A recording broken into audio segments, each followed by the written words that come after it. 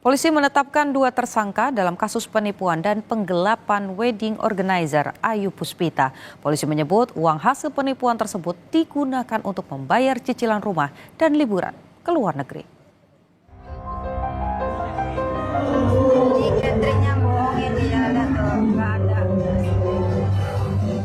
Polisi menetapkan pemilik wedding organizer Ayu Puspita dan seorang pegawainya Dimas Haryo Puspo tersangka dalam kasus dugaan penipuan dan penggelapan.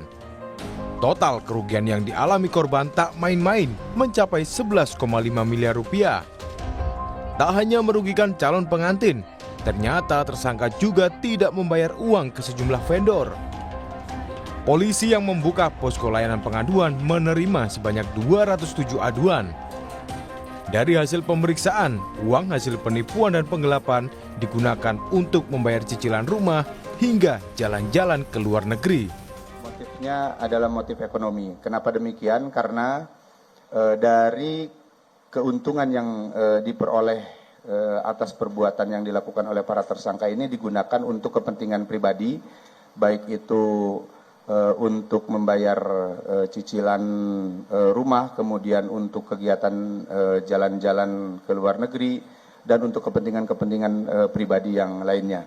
Di dalam menjalankan bisnisnya ini, tersangka dengan sistem gali lubang tutup lubang, sehingga untuk menutupi kegiatan yang daftar lebih dahulu, karena nilainya murah, kemudian dia akan tutupinya dengan pendaftar berikutnya. Begitupun selanjutnya. Kasus penipuan dan penggelapan wedding organizer Ayu Puspita ini berdampak pada wedding organizer lainnya. Ketua DPW Hastana Jabodetabek Bunga Firdaus bilang, pengelola WO mengalami penurunan kepercayaan dari masyarakat akibat kasus ini. Wedding organizer itu menjual trust, jadi kepercayaan melalui sistem kerja, melalui tim yang telah dipupuk secara profesional, dan trust itulah yang kemudian belakang ini menjadi tercoreng akibat ada pihak tertentu yang mengatasnamakan wedding organizer tetapi tidak melaksanakan sistemnya, tidak memberikan tim yang profesional yang tadi saya sebutkan. Polisi kini masih akan terus mendalami kasus penipuan dan penggelapan ini, termasuk menelusuri jejak aliran uang tersangka.